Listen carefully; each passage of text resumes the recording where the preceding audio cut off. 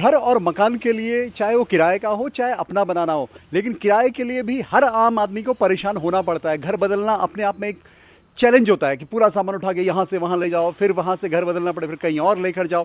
लेकिन ये परेशानी सिर्फ आपकी नहीं है, बल्कि उत्तराखंड सरकार के जो 5 नए मंत्री हैं वो भी पिछले 1 महीने से, क्योंकि 20 मार्च को शपथ हुई थी और 20 अप्रैल हो चुका है, अभी तक वो अपने घरों में दाखिल नहीं हो पाए।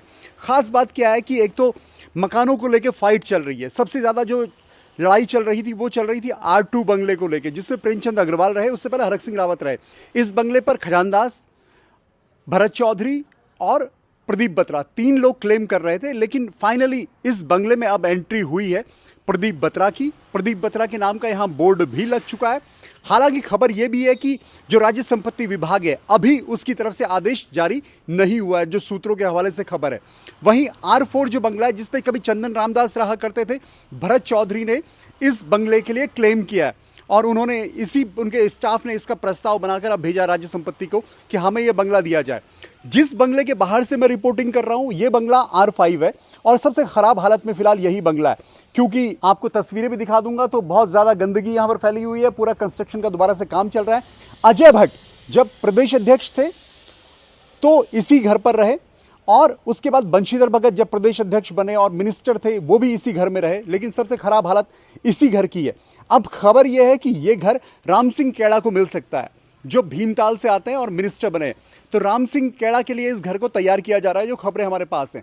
इसके बाद धन सिंह रावत का घर, उसके बाद जो अगला घर आता है उसमें जो R7 है, यानी सौरभ बहुगुणा से नेक्स्ट घर, उस घर में मदन कौशिक, जो इससे पहले R9 में रहे, जब प्रदेश अध्यक्ष थे, शहरी विकास मंत्री थे, R9 में रहे, उसमें अब महेंद्र भट्ट रहते हैं, तो उस घर में अब मदन कौशिक रहेंगे। अब जो सबसे पहले शपथ हुई थी वो हुई थी खजानदास की, जो पहले भी मंत्री रह चुके हैं। R2 पे क्लेम कर रहे थे, लेकिन R2 उनके हाथ नहीं लगा। अब A1 और A2, जिसमें एक वक्त पर भुवनचंद खंडूरी बतौर मुख्यमंत्री रहे, और दूसरा बंगला जिसमें नेता विपक्ष रहते हुए प्रीतम सिंह रहे, अब उस बंगले के लिए बात है कि वहां पर क्या खजानदास जाएंगे। कुल मिला के मिनिस्टर्स के बीच में एक आपसी फाइट इस बात को लेकर थी कि बंगले किसको मिले। वहीं खबरें यह भी है कि ये जो क्लेम बंगलों पे किया गया है, ये मंत्रियों की तरफ से खुद कर लिया गया है कि भाई ये घर में रहूंगा, इस घर में मैं रहूंगा, इस घर में मैं रहूंगा, यानी खुद कब्जा कर लिया गया है कि अपना अपना घर छांट लो। अभी खबर यह है कि सूत्रों के हवाले से कि राज्य संपत्ति विभाग की तरफ से अलॉटमेंट नहीं हुआ है। जो R5 बंगला है, इसको तो अभी बहुत लंबा वक्त लगेगा सही होने में, जिस तरह यहाँ गंदगी फैली हुई दिख रही है बाहर से। R7 जो मदन कौशिक को मिलना है वो लगभग पूरी तरीके से तैयार है। R4 जिसमें चंदन रामदास रहा करते थे, अब भरत सिंह चौधरी आएंगे, वो घर बताया जा रहा है कि अंदर से बहुत अच्छी हालत में नहीं है। लेकिन R2 जिसमें प्रेमचंद अग्रवाल रहते थे, उस घर को बताया जा रहा है कि अंदर से बहुत अच्छी उसकी पोजीशन है, और सबसे पहले प्रदीप बत्रा ने इस घर पे अपनी नेम प्लेट लगा दी है।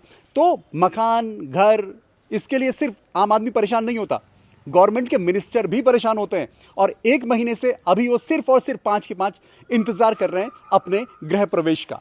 Dipankar Bhatt, news page, Dehradun.